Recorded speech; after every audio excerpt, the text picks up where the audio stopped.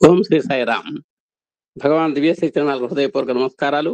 అహం సత్యబోధక చెన్నై దివ్య జ్ఞాన యజ్ఞము ధారావాహిక కార్యక్రమము సత్యం శివం సుందరం 5వ భాగము. నేటి పాఠకులు నెంబర్ 1 శ్రీమతి కె రమా కుమారి, సాయిరామ్, విశాఖపట్నం. తర్వాత శ్రీమతి డాక్టర్ జిఎల్ సరస్వతి గారు, సాయిరామ్, కొవ్వూరు. సాయిరామ్. ఓం శ్రీ సాయిరామ్. సాయిరామ్. ఓం శ్రీ సాయిరామ్. ఓం శ్రీ సాయిరామ్. భగవాన్ శ్రీ సత్యసాయి పాద పద్మములకు సత్కోటి వందనములు. మన అహం సత్యబోధక గ్రూప్ అధినేత లక్ష్మీనారాయణ గారికి, వరలక్ష్మి అమ్మ గారికి పాద నమస్కారములు. ఈ గ్రూపు సభ్యులందరికీ నమస్కారములు. సత్యం శివం సుందరం 5వ భాగం. మళ్ళా నాకు ఈ అవకాశాన్ని ఇచ్చిన స్వామివారికి పాద నమస్కారములు. నిన్నటి రోజున ఢిల్లీకి దగ్గరగా ఉన్న మొరాదాబాద్ పట్టణానికి చెందిన వ్యక్తి క్యాన్సర్ వ్యాధితో బాధపడుతుంటే అతను స్వామి దగ్గరికి వెళ్ళి అన్యదా శరణ నాస్తి అనుకుని ప్రశాంతి నిలయానికి వెళ్ళి ఆ క్యాన్సర్ వ్యాధిని తగ్గించుకునేటట్టు చేసుకున్నాడు. అలా అని వివరించారు. అలా భగవాన్ స్వామి ఈ అనుగ్రహలీలని డాక్టర్ సీతారామయ్య గారికి వివరించారనమాట. ఈరోజు శ్రీ తంగవేలు బొంబాయిలోని ఒక టెక్స్టైల్ మిల్లులో పనిచేస్తున్నాడు. అతనికి సుమారు 40 సంవత్సరాల వయసులో మలాశయమునందు క్యాన్సర్ వ్యాధి సోకింది. దాంతో అతడు చాలా బాధపడుతున్నాడు. అతని యజమాని తరచూ అతన్ని తనతో పాటు స్విట్జర్లాండ్కు తీసుకుని వెళ్తుండేవాడు. శ్రీ తంగవేలు అక్కడ తన వ్యాధి నివారణకై అనేక మంది పేరు పొందిన డాక్టర్లను సంప్రదించాడు. కానీ ఫలితం లేకపోయింది. చివరకు అతడు భగవాన్ శ్రీ సత్యసాయి బాబా వారిని గురించి ఎవరికో చెప్పగా విని ఆయన ఆశీస్సుల కొరకై ప్రశాంతి నిలయం వచ్చాడు. ఆ వ్యక్తి శ్రీ సత్యసాయి హాస్పిటల్కు వెళ్ళి డాక్టర్ సీతారామయ్యను కలుసుకున్నప్పుడు ఆయన అతనికి ఏవో కొన్ని తాత్కాలిక ఉపశమనమును కలిగించే మందులు మాత్రమే ఇవ్వగలిగారు. అతని వ్యాధి మాత్రం నివారణ కాలేదు. ఒక రోజు రాత్రి అతడు ప్రశాంతి నిలయంలోని షెడ్లో నిద్రిస్తుండగా భగవాన్ బాబావారు కలలో కనపడి ఒక పదునైన పరికరముతో అతనికి శస్త్రచికిత్స చేశారు. మెలకువ వచ్చిన తర్వాత అతడు చూస్తే ప్రక్క మీద తన బట్టల పైన రక్తపు మరకలు కనపడ్డాయి. కానీ అతనికి వ్యాధి నివారణ అయ్యి చాలా హాయిగా ఫీల్ అయ్యాడు. ఆ తరువాత శ్రీ తంగవేలు భగవాన్ బాబావారు తనకు స్వప్నములో శస్త్రచికిత్స చేసి తన వ్యాధి నివారణ చేశారని డాక్టర్ సీతారామయ్యకు ఒక ఉత్తరం ద్వారా తెలియజేశారు. చివరగా డాక్టర్ సీతారామయ్య భగవాన్ బాబావారు గాల్ స్టోన్స్ అనేవి ఊహల్లో తప్ప నిజంగా లేవని తేలిగ్గా తీసివేసినప్పుడు అత్యంతాశ్చర్యకరంగా అవి అదృశ్యమైపోతాయి. భగవాన్ సంకల్పించినప్పుడు గుండె జబ్బులు చాలా అద్భుతంగా నివారణ అవుతాయి. ఆస్తమా జబ్బు నుండి రోగులు విముక్తులవుతారు. ట్యూమర్లు ఆయన ఆజ్ఞను అనుసరించి వాటంతట అవి కరిగిపోతాయి. నిజానికి వ్యాధి నివారణ అనేది మానవ శరీరంపై భగవాన్ బాబావారి దివ్య సంకల్పం యొక్క ప్రభావమే. దానికి కారణం ఆ శరీరములో అంతర్యామిగా నివసించేది భగవాన్ బాబావారే. ఆర్తితో కూడిన ప్రార్థన ద్వారా భగవద్ అనుగ్రహమును పొంది వ్యాధి నివారణ గావించుకునే సులభమైన మార్గమును విడిచిపెట్టి కేవలం వైద్య శాస్త్రంపైనే ఆధారపడడం మూర్ఖత్వం. వ్యర్థము అని నా వంటి డాక్టర్లకు గుణపాఠం నేర్పడానికే భగవాన్ బాబావారు ఈ హాస్పిటల్ను నెలకొల్పారని నా దృఢ విశ్వాసము అని చెప్పి తన కథనమును ముగించారు. 1975వ సంవత్సరంలో శ్రీ సత్యసాయి హాస్పిటల్కు మెడికల్ సూపరింటెండెంట్గా పదవీ బాధ్యతలు స్వీకరించిన డాక్టర్ నరోత్తము మేంగ్రా ఆల్రేజా పరిపూర్ణమైన అంకిత భావముతో 30 సంవత్సరములకు పైగా హాస్పిటల్లోనే వివిధ భాగములలో సేవలు అందించారు. బొంబాయికి చెందిన డాక్టర్ ఆల్రేజా చాలా గంభీర స్వభావము గల నిష్కపటమైన ఆధ్యాత్మిక చింతనాపరుడు. 104 సంవత్సరముల పండు ముదసల వయసులో తన భౌతిక కాయమును వీడిన ఒక సిద్ధ పురుషుని ఆదేశానుసారము డాక్టర్ ఆల్రేజా తన సద్గురువు కొరకు అన్వేషిస్తున్న సమయం అది. ఆ పావన పురుషుని తాను భౌతిక కాయమును ఆ పావన పురుషుని ఏదైనా ఒక మంత్రం ఉపదేశించమని ప్రార్థించినప్పుడు ఆయన తొందరలోనే తాను భౌతిక కాయమును వేడనున్నందున తాను డాక్టర్ ఆల్రేజాకు గురువుగా ఉండడానికి అంగీకరించలేనని తెలిపారు. అయితే డాక్టర్ ఆల్రేజా యొక్క అన్వేషణ ఫలించి ఆయన తొందరలోనే ఒక మహా గురువును కలుసుకోగలరని చెప్పారు. ఎట్టకేలకు ఆయన అన్వేషణ ఆయనను 1965 సంవత్సరములో బెంగుళూరులో భగవాన్ శ్రీ సత్యసాయి బాబా వారి ఆశ్రమమైన బృందావనమునకు చేర్చింది. డాక్టర్ ఆల్రేజాను చూసిన వెంటనే భగవాన్ బాబా డాక్టర్ బొంబాయి నుండి ఎప్పుడు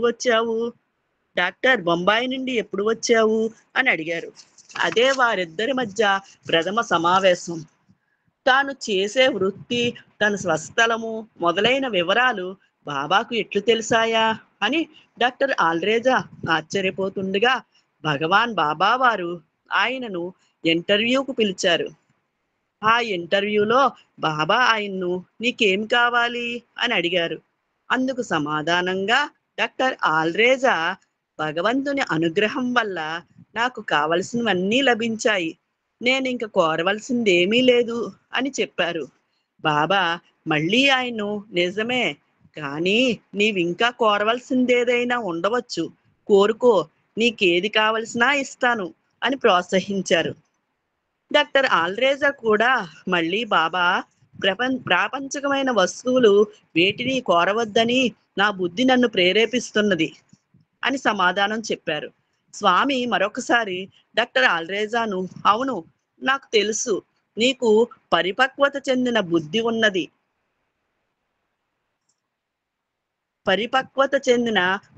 ఉన్నది, చాలా సంతోషం, నీకేం కావాలో చెప్పు అని అడిగారు. వెంటనే డాక్టర్ ఆల్రేజా భగవాన్ నాకు భక్తి శ్రద్ధలను ప్రసాదించండి అని కోరుకున్నారు. అప్పుడు భగవాన్ బాబా వారు ఆశీపూర్వకంగా ఆయన శిరస్సుపై తమ దివ్య హస్తమును ఉంచగానే డాక్టర్ ఆల్రేజా కిందకు వంగి ఆయన పాద నమస్కారం చేసుకున్నారు. ఆ సమయంలో స్వామి పాదాలను చూచినప్పుడు చాలా ఆశ్చర్యకరంగా మిలమిలా మెరుస్తున్న భగవాన్ బాబా వారి చిన్న పాదాలు అంతకు ముందు తనకు మంత్రోపదేశం చేయడానికి నిరాకరించిన ఆ సిద్ధ పురుషుని పాదాల సైజుకు మారిపోవడం ఆయన గమనించారు. డాక్టర్ ఆల్రేజా మహా గురువు కొరకు చేసిన అన్వేషణ ఆ రోజున ఆ విధంగా బృందావనంలో ఫలించింది. ఆ తరువాత 10 సంవత్సరాల కాలంలో డాక్టర్ ఆల్రేజా పొందిన అద్భుతమైన అనుభూతులు చివరకు ఆయనను బొంబాయి నుండి ప్రశాంత నిలయమునకు చేర్చాయి. అటువంటి దిగ్భ్రమను కలిగించే ఒక అనుభూతిని ఇక్కడ వివరించడం జరుగుతున్నది. డాక్టర్ ఆల్రేజా బొంబాయిలో సర్టిఫైయింగ్ సర్జన్గా పనిచేస్తున్నప్పుడు ఒకసారి జోసెఫ్ అనే పేరు గల ఒక వ్యక్తి యొక్క మృతదేహమును పోస్ట్ మార్టం కొరకు ఆయన వద్దకు తీసుకొని రావడం జరిగింది. ఆ వ్యక్తి అంతకు ముందు నీటిలో మునిగిపోవడం వల్ల మరణించాడు. డాక్టర్ ఆల్రేజా శవ పరీక్ష జరిపి ఆ విధంగా సర్టిఫికెట్ ఇచ్చారు. దాంతో పాటు తన వృత్తి ధర్మం అనుసరించి ఆ సర్టిఫికేట్ కాపీ ఒకటి పోలీసులకు కూడా పంపించారు. కొన్ని రోజుల తర్వాత చనిపోయిన ఆ వ్యక్తి యొక్క బంధువులు అతని మరణము నీటిలో మునిగిపోవడం వలన కలిగిన సహజ మరణం కాదని, అతన్ని ఎవరో హత్య చేసి ఉంటారని అనుమానించారు. డాక్టర్ ఆల్రేజా జీవితంలో మొట్టమొదటిసారిగా ఆయన వృత్తిపరమైన నిజాయితీ సంఖ్యింపబడే పరిస్థితి ఏర్పడింది. ఆ పరిస్థితుల్లో తనకు సహాయం చేయమని డాక్టర్ ఆల్రేజా భగవాన్ బాబా వారిని వేడుకున్నారు. ఇంతలో ఆ వ్యక్తి యొక్క శవమును మళ్ళీ పైకి తీసి మరొకసారి పరీక్ష జరపవలసిందని న్యాయస్థానము ఆదేశించింది. ఆ వ్యక్తి యొక్క శవమునకు పోస్ట్ మార్టం జరిపిన 33 రోజుల తర్వాత ఈ ఆదేశాలు జారీ అయినాయి. కోర్టు ఆదేశమును అనుసరించి police commissioner John Craft doctor ఆల్రేజాను ఆ వ్యక్తి యొక్క మృత శరీరమును పాతిపెట్టిన సిమెటరీకి తీసుకుని వెళ్ళారు. అక్కడ శవపేటిక యొక్క మూతను పైకెత్తి చూడగానే అందులోని శవము అప్పుడే పాతిపెట్టినట్లు పాడవకుండా ఉన్నది. ఆ పోలీస్ కమిషనరు శవము యొక్క కాళ్ళు చేతులను ఇటు అటు కదిలించి చూచి శవంపై ఎక్కడా గాయాలు కానీ ఫ్రాక్చర్లు కానీ లేవని నిర్ధారించుకున్నాడు. పోలీస్ అధికారులు అక్కడి నుండి వెళ్ళిపోయిన తర్వాత డాక్టర్ ఆల్రేజా తన కారు వైపు నడుస్తుండగా ఆయనకు నెల రోజుల తర్వాత కూడా మృతదేహం కుళ్ళిపోకుండా ఉండడం ఎలా సంభవం అని అనుమానం కలిగింది. దాంతో ఆయన వెనక్కు వెళ్ళి శవపేటికి యొక్క మూతను మళ్ళీ తెరిచి చూస్తే అందులో శవం కుళ్ళిపోయి ఉన్నది. అక్కడ కుళ్ళిపోతున్న మాంసం ముద్ద తప్పించి మరేమీ లేదు. అది చూసిన ఆయనకు ఆశ్చర్యంతో మూర్ఛ వచ్చినంత పని అయ్యింది. కొద్దిసేపటికి ఎలాగో అలాగా తేరుకుని డాక్టర్ ఆల్రేజా ఇంటికి తిరిగి వచ్చేటప్పటికి ఆయన భార్య అంతకంటే దిగ్భ్రాంతిని కలిగించే ఒక సమాచారమును ఉత్సాహంగా ఆయనకు అందించింది. భగవాన్ బాబా వారు తన చేతిలో ఒక పెద్ద చేపను పట్టుకుని దాన్ని అటూ ఇటూ ఊపుతూ తమ ఇంటి ఆవరణలో ఆమెకు దర్శనమిచ్చారు. ఆ దృశ్యము ఆమె మనసులో చెలరేగుతున్న ఆందోళనను పూర్తిగా తొలగించింది. వెంటనే ఆ దంపతులు తమ పరువు ప్రతిష్టలు కాపాడిన తమ రక్షకుడు భగవాన్ బాబా వారిని దర్శించుకునేందుకు ప్రశాంత నిలయం పరిగెత్తారు.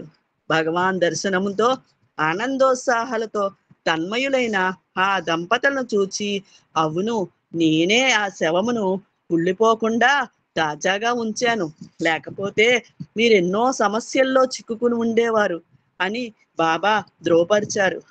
అప్పుడు ఆ దంపతులు కృతజ్ఞతాభావంతో భగవాన్ బాబా వారి పాదాలకు ప్రణమిల్లారు. భగవాన్ శ్రీ సత్యసాయి బాబా వారి దివ్య సన్నిధిలో చిరకాలం పాటు సేవ చేసిన కారణంగా డాక్టర్ ఆల్రేజా భగవాన్ యొక్క దివ్యశక్తి జ్ఞానమునకు నిదర్శనములైన అనేక దివ్యానుభూతులను పొందారు.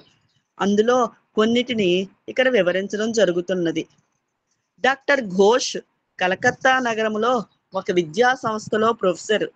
ఆయన ఒకసారి భగవాన్ బాబా వారి దర్శనం కొరకు ప్రశాంత నిలయంకు వచ్చారు. ఆ సమయంలో ఈస్ట్ ప్రశాంతి బ్లాక్లోని ఒక ఫ్లాట్లో ఉన్నారు. అప్పుడు ఆయనకు గుండుపోటు రాగా భగవాన్ బాబా ఆయనకు వైద్యం చేయడానికి డాక్టర్ ఆల్రేజాన్ పంపారు.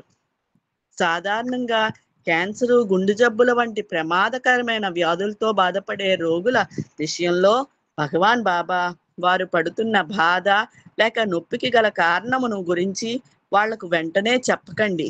దాంతో వాళ్ళు షాక్ అయి సగం చచ్చిపోతారు. వీలైనంత వరకు అటువంటి రోగులకు అత్యుత్తమైన వైద్య సేవలు అందించి తరువాత క్రమంగా వాళ్ళ వ్యాధికి అసలు కారణమును తెలియజేయండి. ఇక గుండెపోటు వచ్చిన వారిని శ్వాస ఆడకపోతే తప్పించి వెంటనే హాస్పిటల్కు పంపించకండి. అంతకంటే మొట్టమొదట వారి ఇంట్లోనే ప్రథమ చికిత్స చేసి తరువాత వారిని హాస్పిటల్లో చేర్చండి అని వైద్యులకు సలహా ఇస్తారు. భగవాన్ బాబా వారి ఆదేశానుసారము డాక్టర్ ఆల్రేజా డాక్టర్ ఘోష్ ఉంటున్న ఫ్లాట్కు వెళ్ళి ఆయన పరీక్ష చేశారు. ఆయనకు గుండెపోటు వచ్చిన నిదర్శనాలు స్పష్టంగా గోచరిస్తున్నాయి. కానీ డాక్టర్ ఆల్రేజా ఆయన భయాన్ని పోగొట్టడానికి కొన్ని మందులు ఇచ్చి దాంతో పాటు భగవాన్ బాబా వారి విభూతిని కూడా ఇచ్చారు.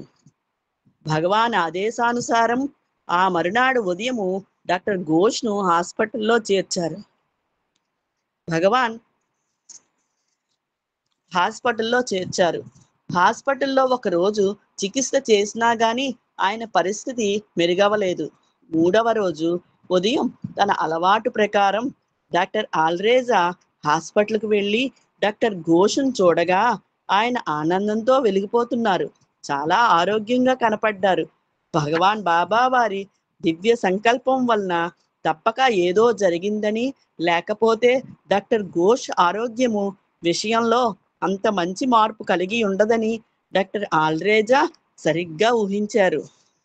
ఆయన అక్కడున్న బాబా ఫోటో వైపు తదేకంగా చూస్తుండగా డాక్టర్ ఘోష్, డాక్టర్, గత రాత్రి నా ఆరోగ్యం గురించిన ఆందోళనతో నాకు నిద్ర పట్టలేదు. వార్డులో నా ఎదురుగా గోడకు వేలాడదీయబడిన భగవాన్ బాబా వారి ఫోటో వైపు చూస్తున్నాను. ఇంతలో ఆ ఫోటోలో నుండి బాబా బయటకు వచ్చి నాకు విభూతిని ప్రసాదించి నా ఛాతీపై ఒకసారి తమ దివ్య హస్తముతో తట్టి తిరిగి వెనుకకు వెళ్ళి అదృశ్యమైపోయారు అని తన అనుభవమును వివరించారు.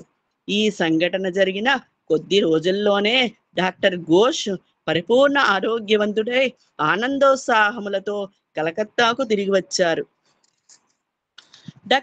ఒకసారి డాక్టర్ ఆల్రేజాకు భగవాన్ బాబా వారు తన పక్కన నిలబడి ఉండగా తాను గడ్డపారతో నుయ్యిని తవ్వుతున్నట్లు కల వచ్చింది. అప్పటికి 3 సార్లు ఆయన ఆ ప్రయత్నం చేసి ఫలించకపోగా 4వసారి మళ్ళీ తవ్వడానికి ప్రయత్నించారు. అప్పుడు భగవాన్ ఆయన్ను నువ్వు దేని కొరకు తవ్వుతున్నావు అని ప్రశ్నించారు. నీటి కొరకు స్వామి అని అల్రేజా సమాధానం చెప్పారు. అప్పుడు స్వామి మళ్ళీ నువ్వు వృధా శ్రమ పడుతున్నావు.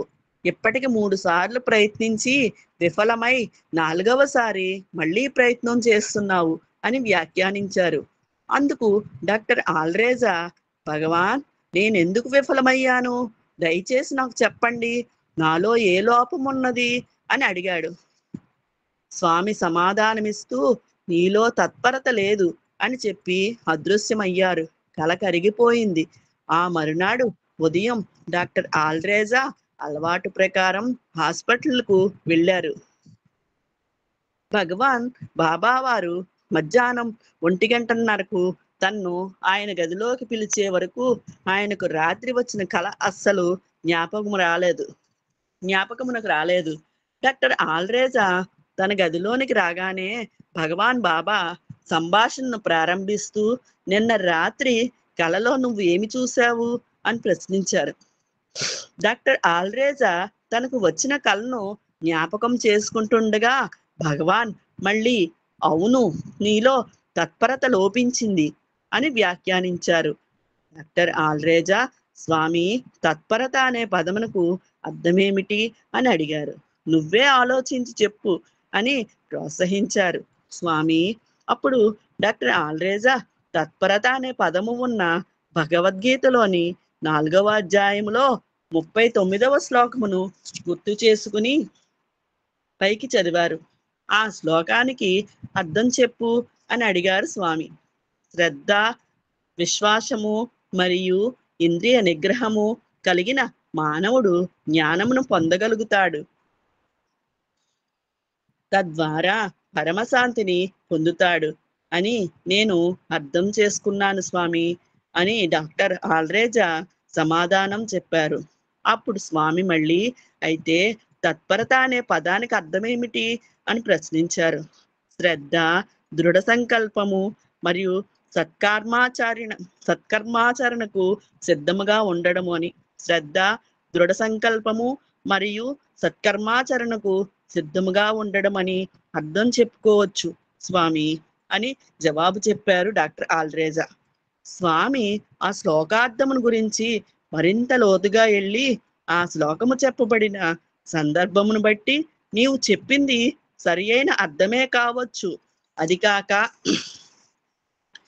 వేరే ఏదైనా అర్థం ఉన్నదేమో ఆలోచించగలవా అని అడిగారు. డాక్టర్ ఆల్డ్రేజా తన ఆసక్తతను తెలియపరుస్తూ, బాబా, నాకు తెలీదు, దయచేసి మీరే బోధపరచండి అని చెప్పారు. అప్పుడు స్వామి, తత్ అనగా బ్రహ్మము, పరత అనగా స్థిరముగా నిలిచి ఉండుట, అందువలన తత్పరత అనగా బ్రహ్మమునందు స్థిరముగా నిలిచి ఉండుట. ఇప్పుడు అర్థమైందా అని అడిగారు. అర్థమైంది స్వామి. అయితే బ్రహ్మానుభవము లేకుండా పదమునకు అర్థము తెలుసుకోవడం వల్ల ఏమి ఉపయోగము అని బదులు చెప్పారు డాక్టర్ ఆల్డ్రేజా. అదంతా తేలికైందా అని ప్రశ్నించారు స్వామి. అందుకు ఆల్డ్రేజా, స్వామి, నాకు తెలుసు, మానవుడు దైవకృప, గురుకృప లేకుండా తాను ఎంత ప్రయత్నించినప్పటికీ అత్యున్నతమైన బ్రహ్మానుభవమును పొందలేడు కదా అని విన్నవించుకున్నారు. అప్పుడు బాబా, సరి అయిన సమయం వచ్చినప్పుడు అన్నీ వాటంతట అవే సమకూరుతాయి. మానవునికి విశ్వాసము, ఓర్పు ఉండాలి. అది సరే. ఇప్పుడు నువ్వు ఏవైనా ప్రశ్నలు అడగదలుచుకుంటే అడుగు అని డాక్టర్ ఆల్డ్రేజాను పురికొల్పారు. డాక్టర్ ఆల్డ్రేజా స్పందిస్తూ, బాబా, అష్టావక్ర మహర్షి జనక మహారాజుకు మంత్రోపదేశం చేసి తద్వారా ఆయన్ను అత్యున్నతమైన బ్రహ్మానుభవమును కలిగించారని మీరు ఒక సందర్భంలో చెప్పినట్లు నేను విన్నాను. ఆ మంత్రం ఏమిటి స్వామి? నాకు తెలిసినంత వరకు ఆ మంత్రము ఏ గ్రంథములోనూ పేర్కొనబడలేదు అని అడిగారు. అయితే ఆ మంత్రమును గురించి నీకు తెలుసుకోవాలని ఉందా అని ప్రశ్నించారు స్వామి. అవును స్వామి అని జవాబు చెప్పారు ఆత్రంగా డాక్టర్ ఆల్డ్రేజా. అప్పుడు బాబా తమ కుర్చీ నుండి లేచి డాక్టర్ ఆల్డ్రేజా చెవి వద్దకు వంగి నెమ్మదిగా ఆయన చెవిలో తత్వమసి అని ఉచ్చరించారు.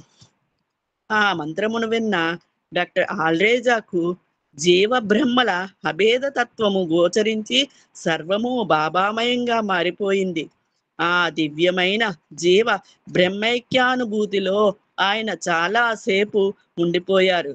మళ్ళీ భగవాన్ బాబా వారు, ఆ ఇప్పుడు అర్థమైందా అని ప్రశ్నించిన తరువాతనే ఆయన మామూలు స్థితికి వచ్చారు. అప్పుడు డాక్టర్ ఆల్డ్రేజా, అర్థమైంది స్వామి, సర్వము బ్రహ్మమయమే అని చెప్పి భగవాన్ బాబా వారి పాదాలపై వ్రాలారు. బొంబాయిలో నివసిస్తున్న డాక్టర్ ఆల్డ్రేజా యొక్క సోదరి బ్రెస్ట్ క్యాన్సర్ వ్యాధితో బాధపడుతున్నట్లు వైద్యులు నిర్ధారించారు. టాటా ఇన్స్టిట్యూట్ ఆఫ్ ఫండమెంటల్ రీసెర్చ్లో న్యూక్లియర్ సైంటిస్ట్గా పనిచేస్తున్న ఆమె భర్తకు బాబాయందు గాని మరే సాధు సత్పురుషుల యందు గాని నమ్మకము లేదు. ఆయన భార్యకు భగవంతుని యందు నమ్మకం ఉన్నది గాని బాబాయందు ఏమాత్రము ఆసక్తి చూపించలేదు. ఆమెకు క్యాన్సర్ వ్యాధి ఉన్నదని కనుగొన్న డాక్టర్ ఆల్డ్రేజా యొక్క సోదరుడు టాటా మెమోరియల్ హాస్పిటల్లో చీఫ్ సర్జన్ గా పనిచేస్తున్న డాక్టర్ రామదాసును ఆమెకు శస్త్రచికిత్స చేయించే విషయంలో సంప్రదించవలసిందిగా సలహా ఇచ్చారు. అప్పుడు డాక్టర్ ఆల్డ్రేజా బొంబాయి వెళ్ళి డాక్టర్ రామదాస్తో మాట్లాడి శస్త్రచికిత్సకు తేదీ నిర్ణయించారు. ఆ సమయంలో భగవాన్ బాబా వారు బొంబాయిలో బస్ చేసి ఉన్నందున డాక్టర్ ఆల్డ్రేజా ఆయన నివాసం ఉంటున్న ధర్మక్షేత్రమునకు వెళ్ళి తన సోదరి శస్త్రచికిత్సకు భగవాన్ ఆశీస్సులు కోరారు. డాక్టర్ ఆల్డ్రేజా భగవాన్ బాబా వారిని ప్రసాదము అర్థించినప్పుడు ఆయన, నా యందు ఆమెకు విశ్వాసం ఉన్నదా అని ప్రశ్నించారు. డాక్టర్ ఆల్డ్రేజా ఆ ప్రశ్నకు, స్వామి, మీ యందు ఆమెకు విశ్వాసం ఉన్నదో లేదో నాకు తెలియదు. ఆ విషయము నాకంటే మీకే ఎక్కువగా తెలుసు. ఒకవేళ ఆమెకు విశ్వాసం లేకపోయినా మీరు ఆమెలో విశ్వాసమును నెలకొల్పి ఆమె వ్యాధిని నయం చేయగలరు అని విన్నవించుకున్నారు. అప్పుడు భగవాన్ బాబా వారు విభూతిని సృష్టించి డాక్టర్ ఆల్డ్రేజాకు ఇచ్చి ఆమె ఛాతీ ఎడమ భాగములో వారము దినముల పాటు ఆ విభూతిని ప్రతిరోజు రాయవలసిందిగా సూచించారు.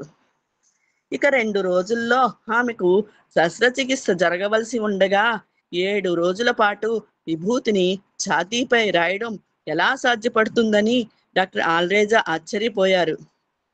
కానీ ఇంతలో డాక్టర్ రామదాసు మద్రాసులో ఒక అత్యవసర శస్త్రచికిత్సను నిర్వహించడానికి వెళ్తున్నందున డాక్టర్ ఆల్రేజా సోదరికి బొంబాయిలో నిర్వహించవలసిన శస్త్రచికిత్స ఒక వారం రోజుల పాటు వాయిదా పడిందని ఆయనకు తెలిసింది. భగవాన్ బాబా వారు ప్రసాదించిన విభూతి ప్రసాదము తన సోదరి యొక్క క్యాన్సర్ను క్యాన్సిల్ చేస్తుందని డాక్టర్ ఆల్రేజాకు గట్టి నమ్మకం ఉంది. ఆయన తన దృఢ విశ్వాసమును తన భావకు తెలియపరిచినప్పుడు ఆయన, నువ్వు వట్టి తెలివి తక్కువ వాడివి, క్యాన్సర్ వ్యాధి విభూతి వల్ల నయమవుతుందా అని చెప్పి అనుకున్న ప్రకారము శస్త్రచికిత్స జరగవలసిందేనని పట్టుబట్టారు. అంతేకాదు, ఆ విధంగా శస్త్రచికిత్సకు ఆమెను ఒప్పించారు కూడా. డాక్టర్ రామదాస్ ఆమెకు శస్త్రచికిత్స నిర్వహించడానికి ఏర్పాట్లు చేస్తుండగా ఇక చేసేదేమీ లేక డాక్టర్ ఆల్రేజా చూస్తూ ఉండిపోయారు. క్యాన్సర్ వ్యాధి సోకిన ఆమె శరీరము నుండి 3 టిష్యూలు తీసి బయోప్సీకి పంపారు. అయితే అత్యంత ఆశ్చర్యకరంగా ఆ 3 టిష్యూల్లో ఏ ఒక్కదానిలోనూ క్యాన్సర్ ఛాయలు కనపడలేదు. అది చూసి డాక్టర్ ఆల్రేజా యొక్క సోదరుడు బావ ఇద్దరూ దిగ్భ్రాంతి చెందారు. ఆమెకు ఆపరేషన్ చేసిన డాక్టర్ రామదాసు ఆపరేషన్కు ముందు పరిస్థితిని చూపే స్లైడు, ఆపరేషన్ జరిగిన తర్వాత పరిస్థితిని చూపే 3 స్లైడ్లు, మొత్తం 4 స్లైడ్లు కలిపి సుప్రసిద్ధ క్యాన్సర్ వైద్య నిపుణులు డాక్టర్ పురందరేకు పంపమని ఆయన పరీక్ష చేసి సరిగా సలహా ఇస్తారని చెప్పారు.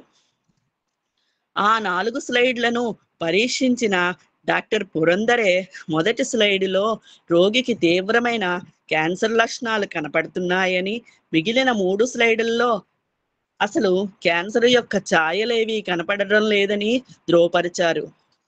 ఈ సంఘటన మొత్తము ఆ కుటుంబ సభ్యులందరిపైన గొప్ప ప్రభావమును చూపించింది. భగవాన్ బాబా వారు డాక్టర్ ఆల్రేజా సోదరి యొక్క క్యాన్సర్ క్యాన్సిల్ చేసి ఆ కుటుంబం అంతటికి ఆనందమును ప్రసాదించడమే గాక వారికి విశ్వాసం అనే అమూల్యమైన కానుకను కూడా ప్రసాదించారు. అయితే డాక్టర్ ఆల్రేజా యొక్క సోదరి తాను ఆపరేషన్కు ముందు తన సోదరుని మాటలు పూర్తిగా విశ్వసించనందుకు చాలా దుఃఖించారు. ఆపరేషన్ చేయించుకునే ముందు తన ఛాతీపై ఉన్న ట్యూమర్ను మరొక్కసారి పరీక్ష చేయమని తాను గట్టిగా పట్టుపట్టి ఉండవలసిందని ఆమె భావించింది. సంవత్సరాలు గడుస్తున్న కొద్దీ ప్రశాంత నిలయంలోని శ్రీ సత్యసాయి హాస్పిటల్ చాలా అభివృద్ధిని సాధించింది.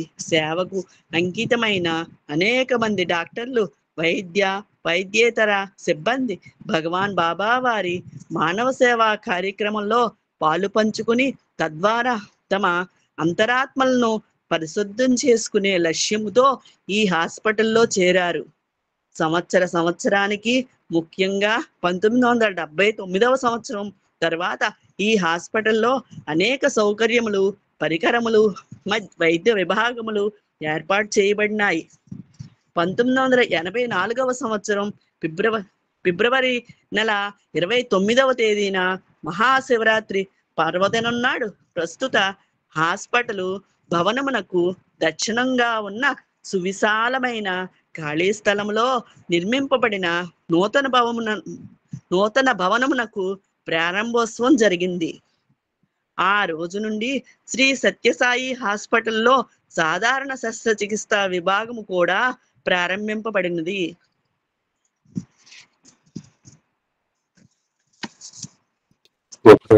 సాయిరాం చదవమంటారు. సాయిరాం, ఈ అవకాశం సాయిరాం. ఓం శ్రీ సాయిరాం. సర్వదేవత అతీత స్వరూప భగవాన్ శ్రీ సత్యసాయి దివ్యశ్రీ చరణాలకు శతకోటి ప్రణామం సమర్పించుకుంటూ స్వామి ఇచ్చిన అనుగ్రహాన్ని ఎప్పటికప్పుడు. రమాకుమారి మాట్లాడు. సాయిరామండి.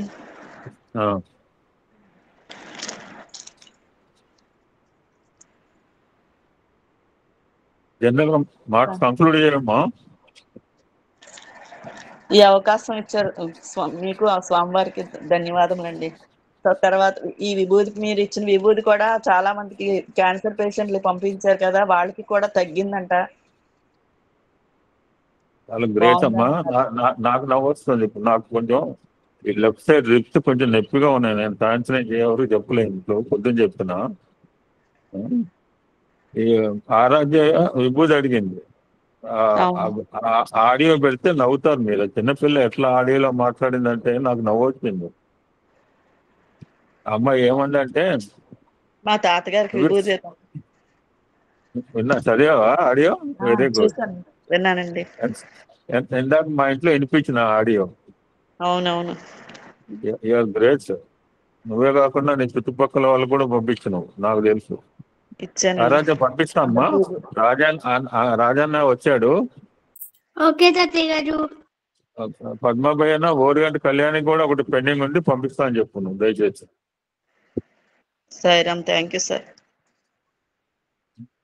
Now you can speak. Sairam. Om Shri Sairam.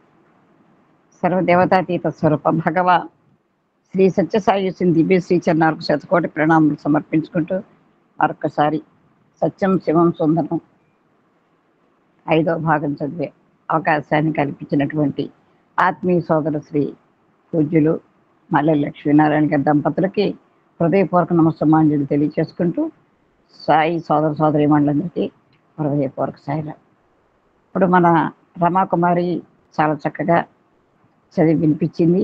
అసలు ఈ అధ్యాయం పేరే దివ్య బిషక్వరులు.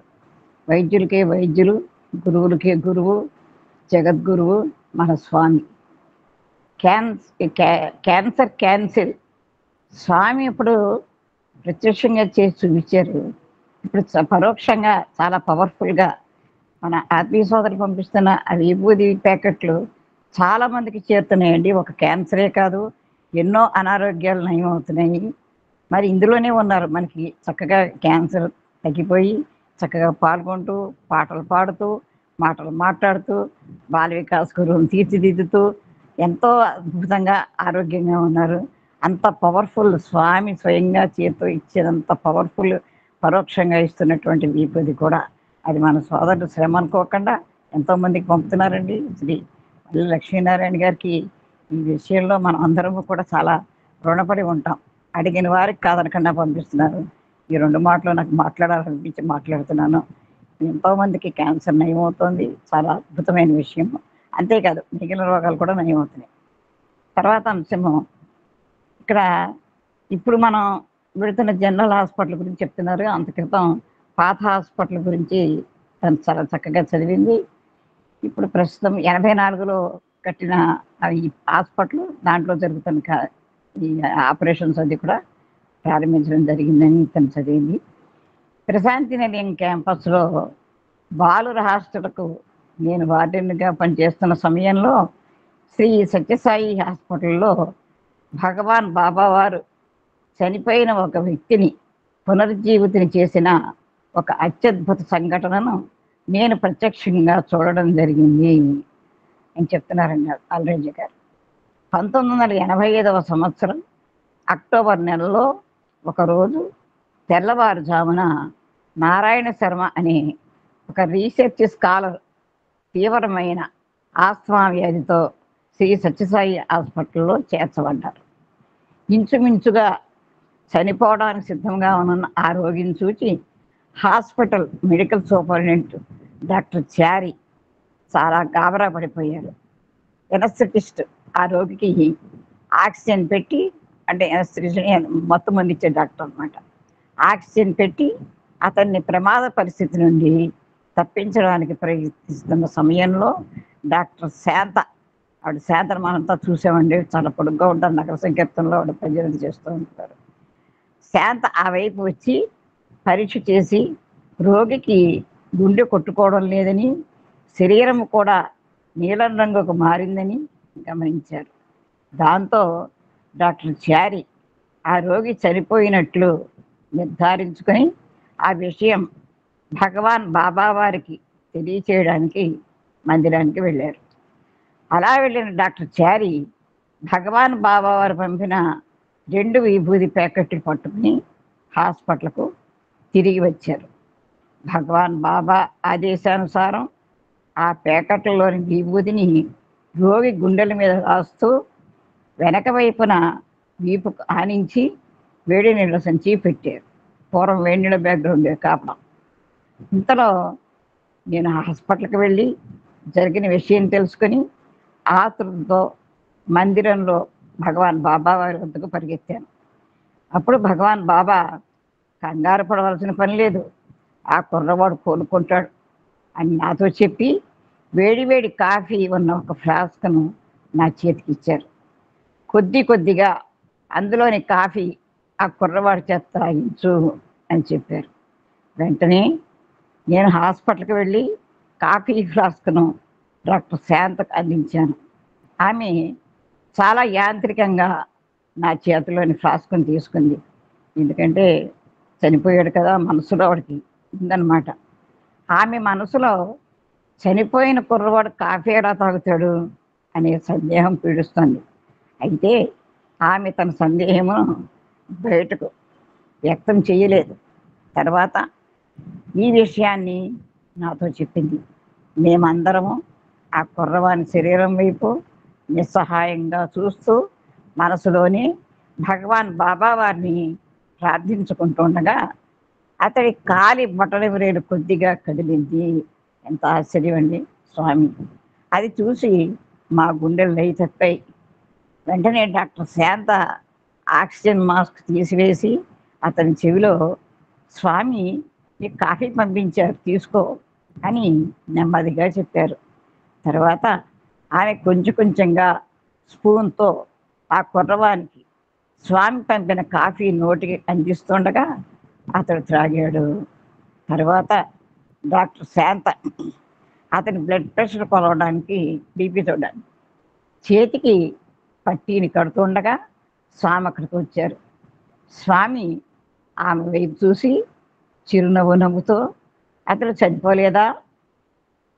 అటువంటప్పుడు అతని చేతికి బీపీ కఫ్ ఎందుకు కొడుతున్నావు అని అడిగారు. ఇంతలో స్వామి కంఠస్వరమే నా కుర్రవాడు నెమ్మదిగా కళ్ళు తెరిచి చూచాడు. భగవాన్ బాబా ఆ కుర్రవాడి దగ్గరికి వెళ్ళి, నువ్వు ఇంకా బ్రతికే ఉన్నావా, అందరూ నువ్వు చనిపోయావని చెప్పుకుంటున్నారే అని పరిహాసమాడారు. తర్వాత డాక్టర్ వారి వైపు చూసి, అతడు నిజంగానే చనిపోయాడా అని అడిగారు. అవును స్వామి అని డాక్టర్ చారి సమాధానం చెప్పారు. డాక్టర్ శాంత ఆయన అభిప్రాయం బలపరుస్తూ, స్వామి ఆ కుర్రవాణిలో నాడి కనపడలేదు, ఊపిరి ఆగిపోయింది, గుండె కొట్టుకోవడం కూడా వినిపించలేదు, బ్లడ్ ప్రెషర్ కూడా కనిపించలేదు, అందువలన ఇతడు చనిపోయాడని మేము నిర్ధారించుకున్నాము అని వివరించారు. అప్పుడు భగవాన్ బాబా వారు చిరునవ్వు నవ్వుతో హస్తచాలనం చేత ఆయన చేతిలో గోధుమ రంగులో ఉన్న నలుచదరపు చాక్లెట్ వంటి పదార్థం ఏదో ప్రత్యక్షమైంది. బాబా దానిని ఆ విద్యార్థి నోటిలో పెట్టి అతనిని నమిలి తినమని చెప్పాడు. అతడు తినడం పూర్తయిన తర్వాత భగవాన్ బాబా మళ్ళీ ఆ విద్యార్థి యొక్క నాడి బ్లడ్ ప్రెషరు చూడమని డాక్టర్కు చెప్పారు. డాక్టర్లు ఆ విధంగా చేసి చూసేసరికి రెండూ కూడా నార్మల్కి వచ్చేసాయి. అప్పుడు భగవాన్ మా వైపు తిరిగి, మీరు నమ్ముతారా చనిపోయిన కుర్రవాడు తిరిగి బ్రతికాడు అని అడిగారు. ఇక్కడ ఒక విషయం మీతో షేర్ చేసుకుంటానండి. నేను డెలివరీ పోసినప్పుడు ఎక్కడి నుంచో తీసుకొచ్చారు పాపం పేషెంట్ని. నా మీద చాలా నమ్మకంతో స్వామి చేస్తారండి. ఏ హాస్పిటల్లో మనం ఆయన ఆర్తితో ప్రార్థిస్తే స్వామి చేస్తారు.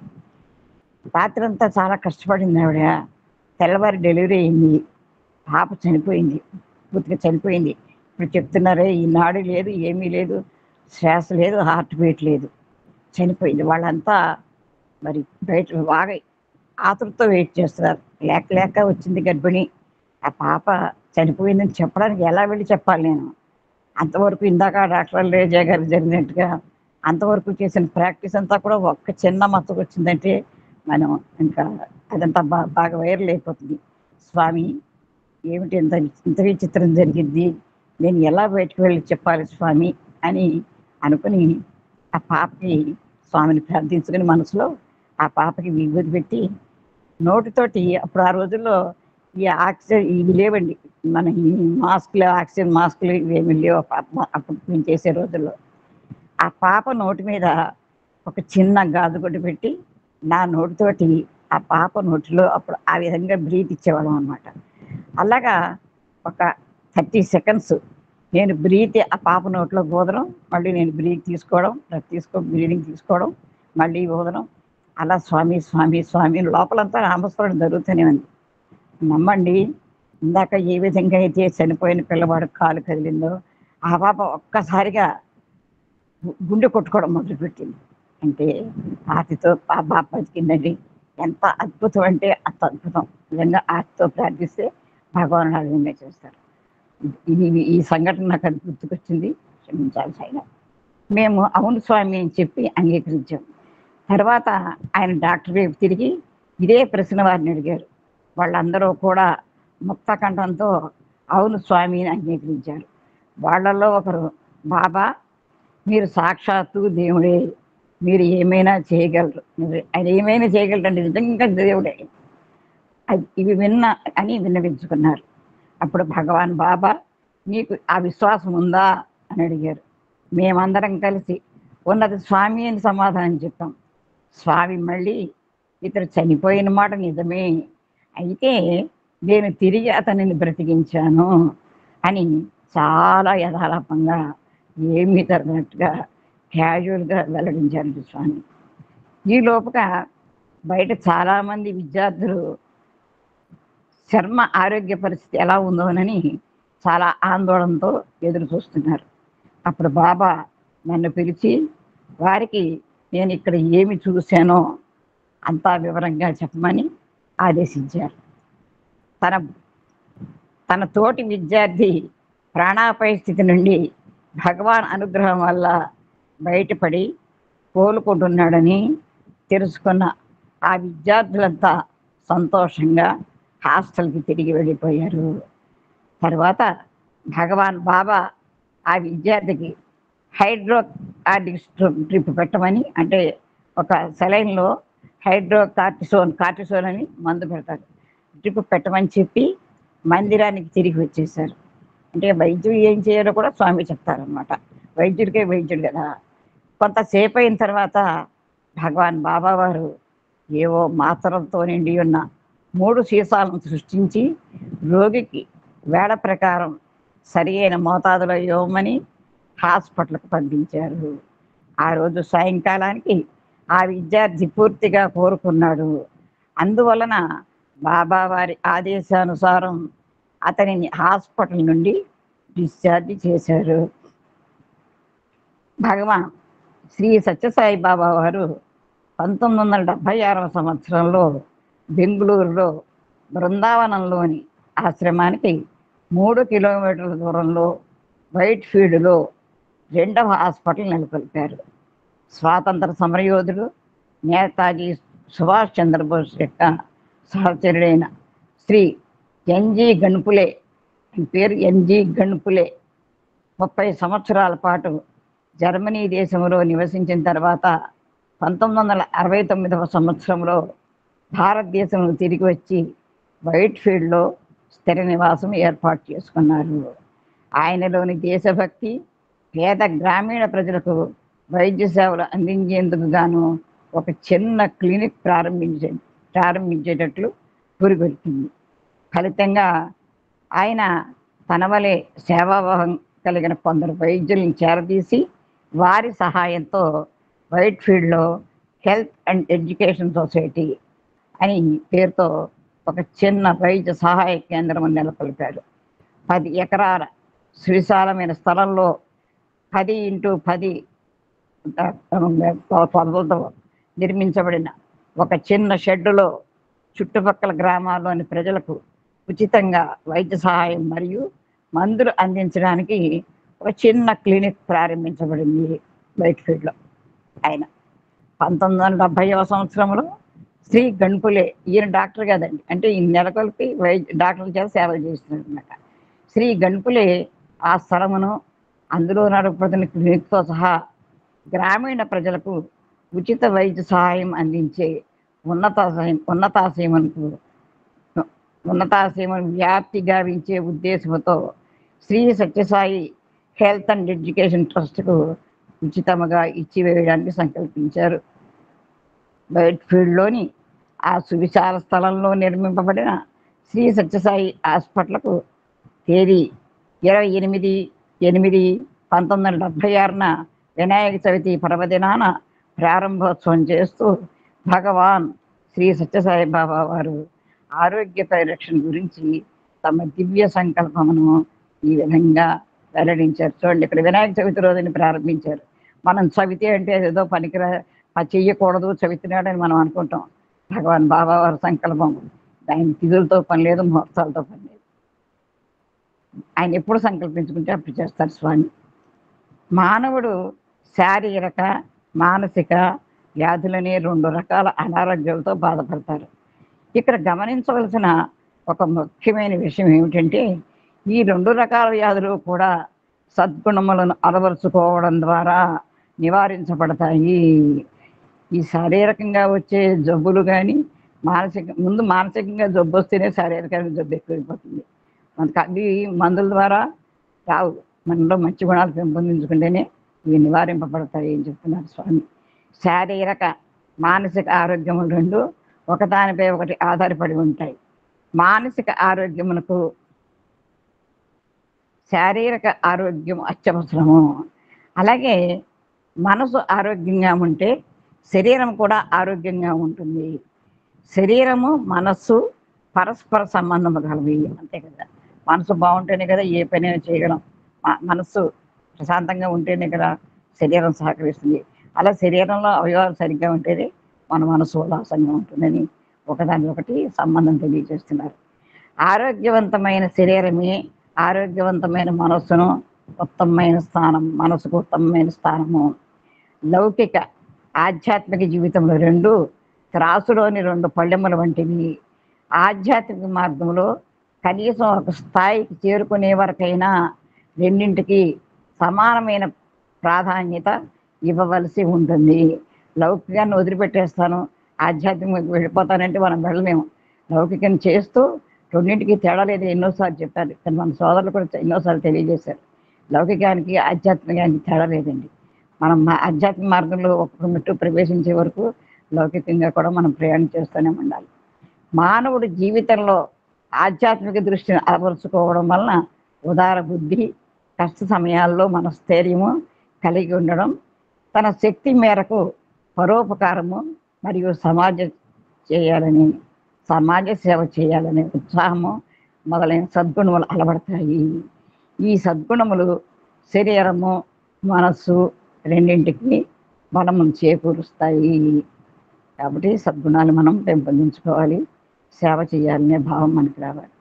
శ్రీ సత్యసాయి వైద్య సంస్థలలో సేవ చేసే డాక్టర్లకు భగవాన్ బాబా మీరు ఇచ్చే మందుల కంటే మీరు మాట్లాడే మృదు మధురమైన మాటలు మరియు మీరు చూపించే ప్రేమ సానుభూతి రోగుల యొక్క వ్యాధులను తొందరగా చక్కగా నయం చేస్తాయి. డాక్టర్లు రోగులను తమ ఆత్మ బంధువుల వలె చూసుకుంటూ ప్రేమతో నిస్సంకోచముగా వారికి వైద్య సహాయం అందచేయాలి. రోగి యొక్క వ్యాధి నివారణ కావాలంటే అతడు తనతో పూర్తిగా సహకరించాలని, ఆ విధంగా వ్యాధి నివారణ జరిగిన తర్వాత ఆ రోగి ద్వారా తనకు పరిపూర్ణమైన తృప్తి ఆనందము లభిస్తాయని వైద్యుడు గుర్తుంచుకోవాలి. స్వామి ఇదంతా డాక్టర్లకు చెప్తున్నారండి. స్వామి హాస్పిటల్ ఓపెన్ చేసినప్పుడు, ప్రశాంతి ఓపెన్ చేసినప్పుడు, సూపర్ స్పెషాలిటీ ఓపెన్ చేసినప్పుడు తర్వాత డాక్టర్లు చెప్తూ, ఈ సూపర్ స్పెషాలిటీ హాస్పిటల్ ఒక్కటే నాది కాదు, మీరు నా మీద విశ్వాసం ఉంచి ప్రాక్టీస్ చేస్తున్న హాస్పిటల్స్ అన్నీ కూడా నావే ఒక సందర్భంలో చెప్పడం జరిగిందండి. అందుకని డాక్టర్స్కి స్వామి చాలాసార్లు అనేక రకాలుగా బోధించారు. అందువలన డాక్టరే రోగికి కృతజ్ఞుడై ఉండాలి. రోగి డాక్టర్ కాదు, డాక్టర్ రోగికి కృతజ్ఞుడై ఉండాలని సలహా ఇస్తారు. అదేవిధంగా రోగులకు కూడా ఎటువంటి వ్యాధికైనా భగవంతుని అనుగ్రహం పైన ఆధారపడడమే ఉత్తమమైన నివారణోపాయము. మందుల పైన మీకు గల విశ్వాసమును భగవంతుని పైకి మళ్లించండి. మందు పైన కాకుండా భగవంతుని యందు విశ్వాసమును పెంచుకోండి. ఆధునిక కాలములో వ్యాధి నివారణ కొరకు టాబ్లెట్లు మరియు టానిక్లపై ఆధారపడే జనం యొక్క సంఖ్య చూసి నాకు చాలా ఆశ్చర్యంగా ఉన్నది.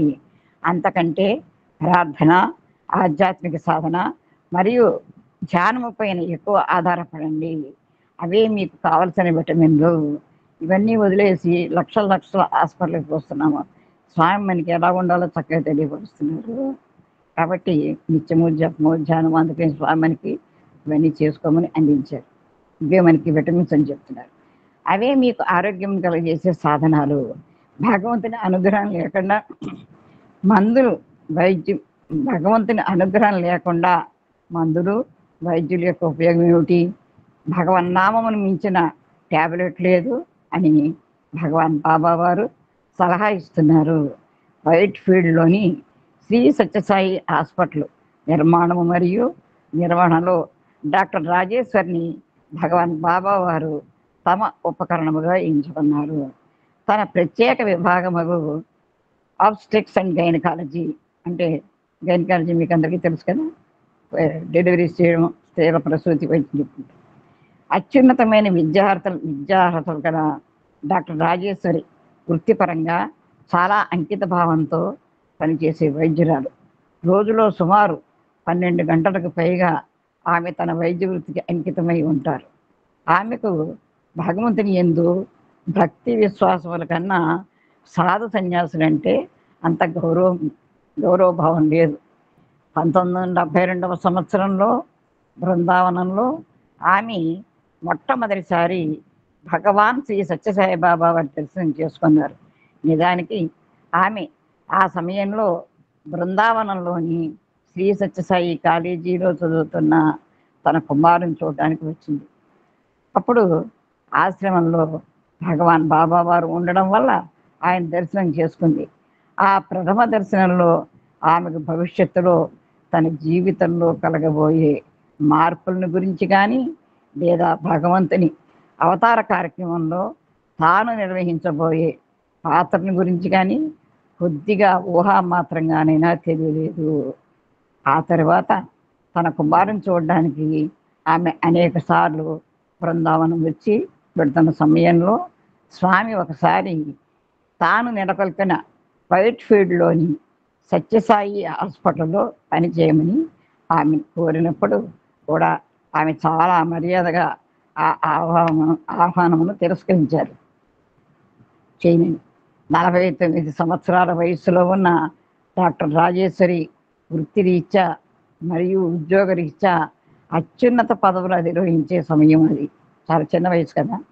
అప్పట్లో ఆమె విదేశాలకు కూడా వెళ్ళి ఘనా దేశంలోని కుమాసీలో 450 పడకలు గల హోమ్ఫో అనోకే జనరల్ హాస్పిటల్కు సూపరింటెండెంట్గా పనిచేస్తూ ఉండేవారు.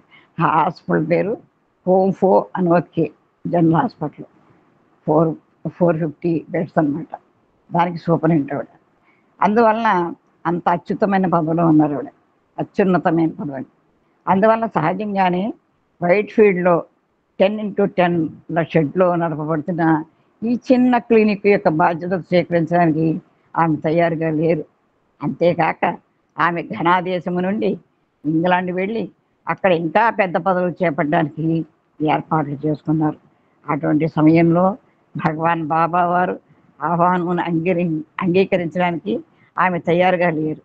అయితే భగవాన్ బాబా వారు మాత్రం అన్నిదా భావించక, భగవంతుడు కదండి పాప భావించలేదు. నాకు అన్నీ తెలుసులే అన్నట్లు ఆమెపై కరుణతో ఒక చిరునవ్వు నవ్వారు. ఆయన అప్పటికే ఆమెకు తెలియకుండానే ఆమె హృదయంలో ప్రవేశించారు.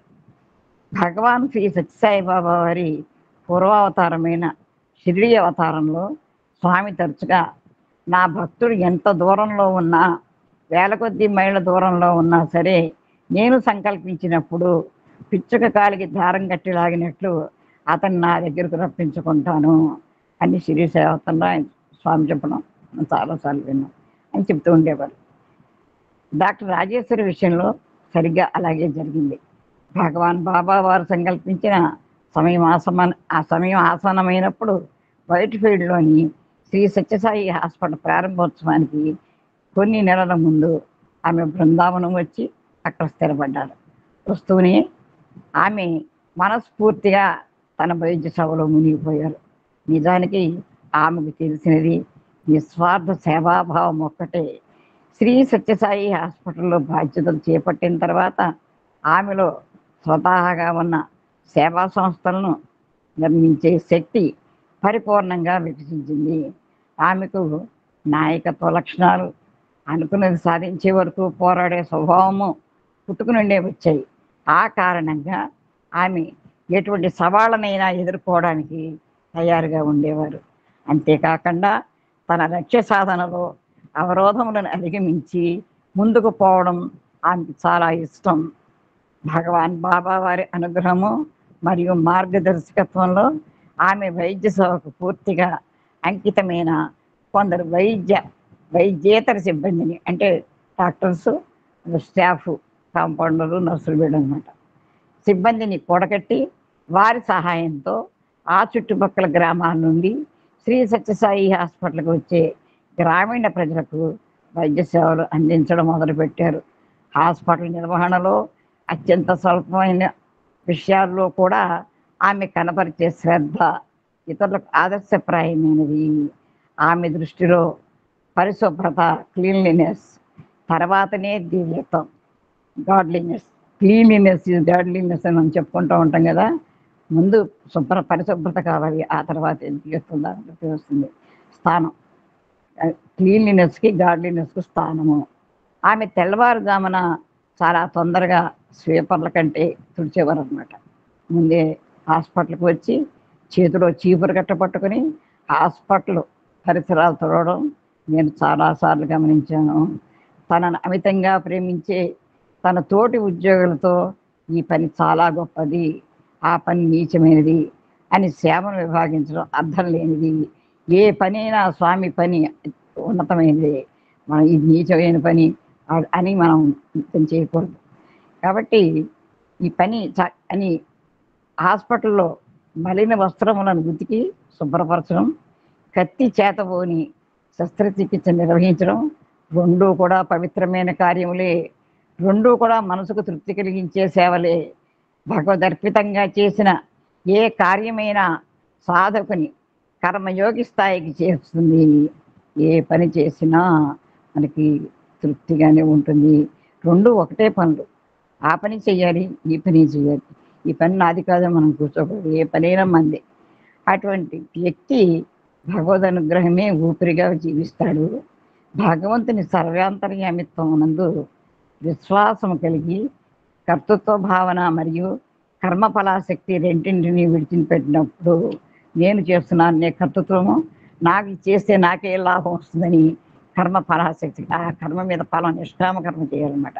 రెండింటినీ విడిచిపెట్టినప్పుడు భగవంతునితో ఐక్యం చెందడం అనే అంతిమ లక్ష్యం నెరవేరడమే కాక భగవంతుని దివ్య సన్నిధిలో స్థిరముగా ఉండే అంతులేని ఆనందం లభిస్తుంది అని ఒక సందర్భంలో అని చెప్పారు రాజేశ్వరి గారు. నిజంగా ఆమె సాటి లేని అత్యున్నత స్థాయికి చెందిన కర్మయోగి. ఆధ్యాత్మిక స్థాయిలోనే కాక ఆమె భౌతికంగా కూడా భగవాన్ దివ్య సన్నిధిని ప్రత్యక్షంగా అనుభవించిన వ్యక్తి. 1980వ సంవత్సరము నవంబర్ 9వ తేదీ ఆదివారం నాడు ప్రాతఃసంధ్యా సమయంలో జరిగిన సంఘటన ఇది. అంతకు ముందు రోజున బృందావనంలోని బాలుర హాస్పిటల్కు వార్డెన్గా పనిచేస్తున్న ఆమె కుమారుడు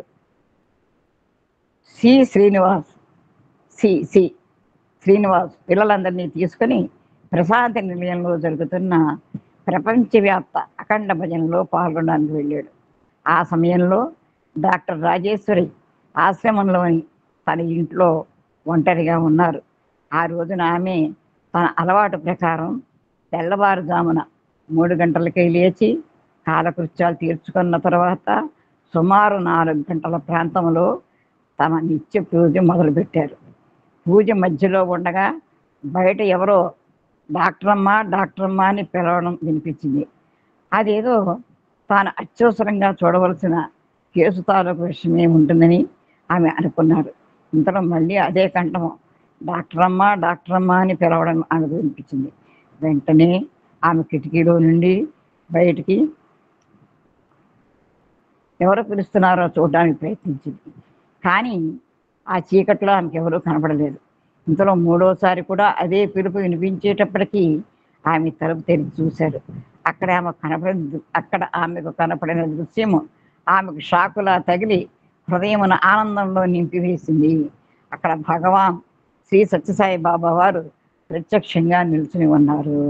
ఆ బ్రహ్మ ముహూర్తంలో సాక్షాత్తు తన ఇంటి ముందు తలుపు దగ్గర అనుకోకుండా హఠాత్తుగా లభించిన భగవాన్ బాబా వారి దర్శనం వలన కలిగిన ఆశ్చర్యానందములతో ఆమె అవాక్కై నిలిచిపోయింది. నోట మాట రాలేదు.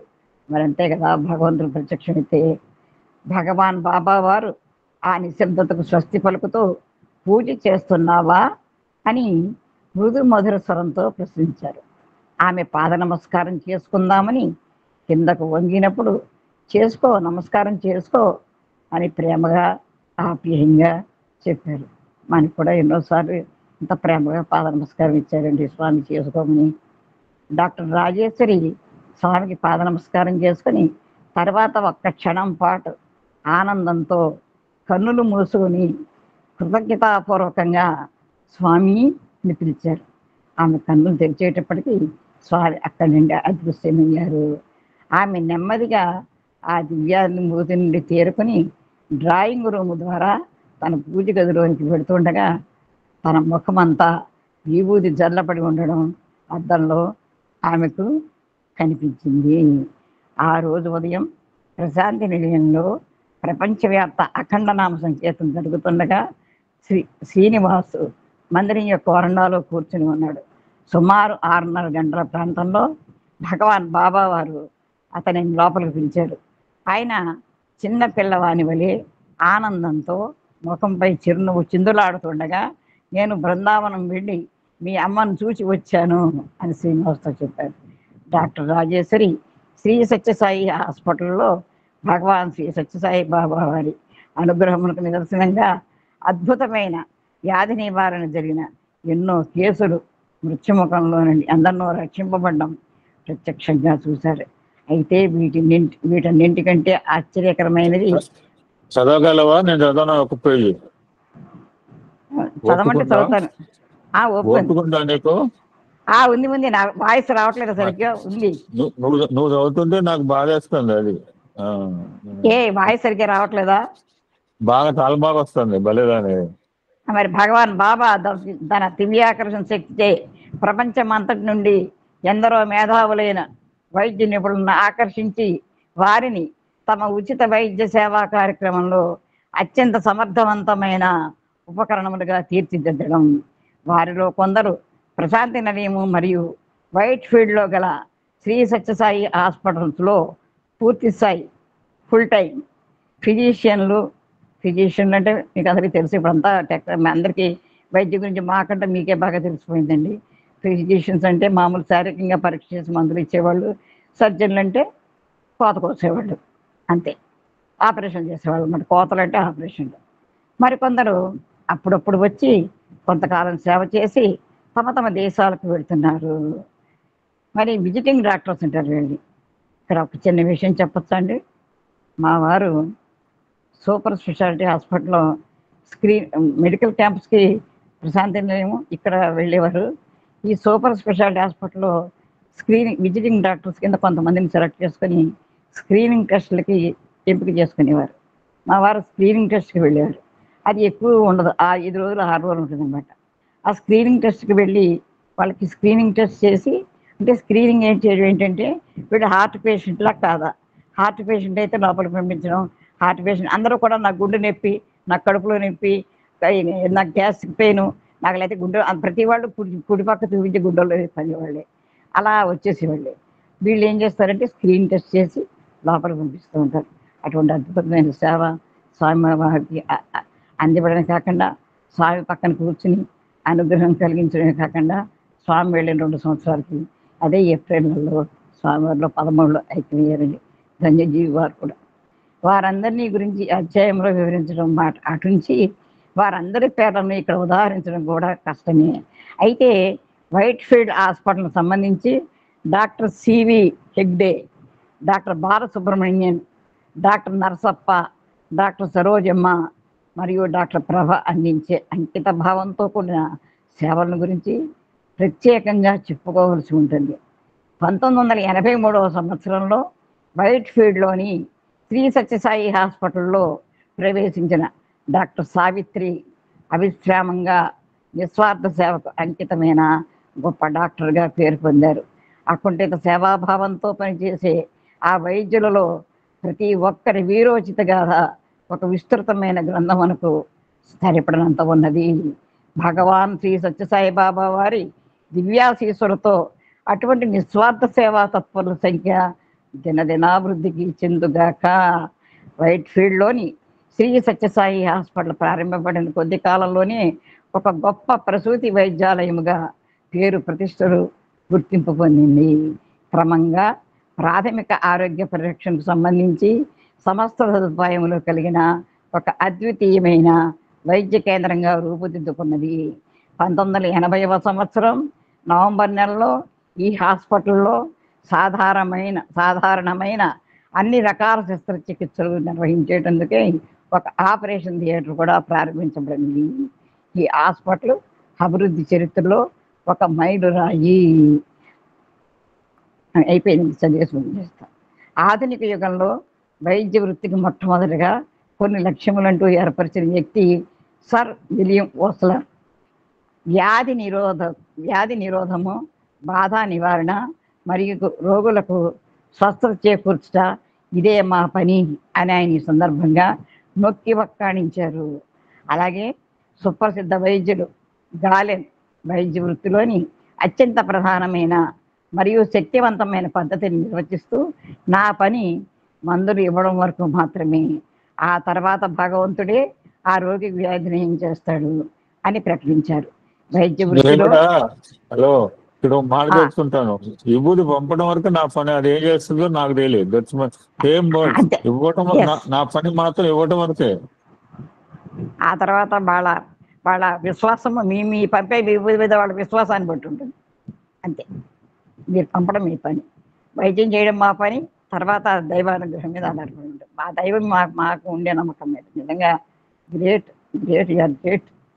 దృష్టి ప్రబలంగా నాటుకుపోయి పవిత్రమైన వైద్య రంగం యొక్క లక్ష్యములను పద్ధతులను తప్పుదారి పట్టిస్తూ వైద్య సహాయము సామాన్య మానవుకి అందరాని చందమామకోలే అందుబాటులో లేకుండా పోతున్న ప్రస్తుత తరుణంలో ప్రశాంతి నిలయంలోను మరియు వైట్ ఫీల్డ్లోను భగవాన్ బాబా వారు కలిపిన వైద్యాలయములు అవసరంలో ఉన్న ఏ వ్యక్తికైనా అత్యుత్తమమైన వైద్య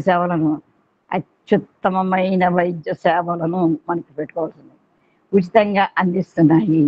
వైద్య వృత్తి యొక్క ఉత్తమ లక్ష్యములను విశిష్టతను ప్రపంచంలో ఉన్న డాక్టర్లందరికీ చాటి చెప్తున్నాయి. ఇది 9వ అధ్యాయము. దివ్య బిషక్వరులు భగవాన్ బాబా వారు జగద్గురువులు భగవాన్ బాబా వారి సన్నిధిలో ఎంతోమంది డాక్టర్ల గురించి తెలియజేసిన విషయాలు ఇది పూర్తయిందండి. ఇప్పుడు 10వ అధ్యాయం రేపటి నుంచి చదవాలి. ఇది పాత బుక్ 403వ పేజీ నుంచి స్టార్ట్ అవుతుంది. దీంట్లో లిపి పెద్దది. అయితే ఈరోజు అనుకోకుండా నాకు పూజ్యుల సోదరులు కోటేశ్వరరావు గారు నాకు ఫోన్ చేసి, అమ్మ మీరు ఇవాళ చదువుతారా, ఒక మెరకని చెప్తున్నాను మీకు. 9:30కి ఫోన్ చేశారు.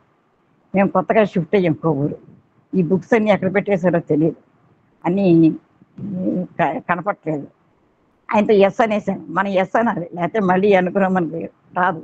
ఎందుకంటే రేపటి మంది కాదు కదా, తర్వాత క్షణం మంది కాదు కదా. సరే స్వామి పుస్తకం, ఆయనతో ఎస్ అన్నాను. మాకు బుక్ కనపడాలి. ఇది పాతి చాలా పెద్ద గ్రంథం, 2 బుక్కుల కింద విడదీసి చేయించనమాట. లిపి చాలా పెద్దది.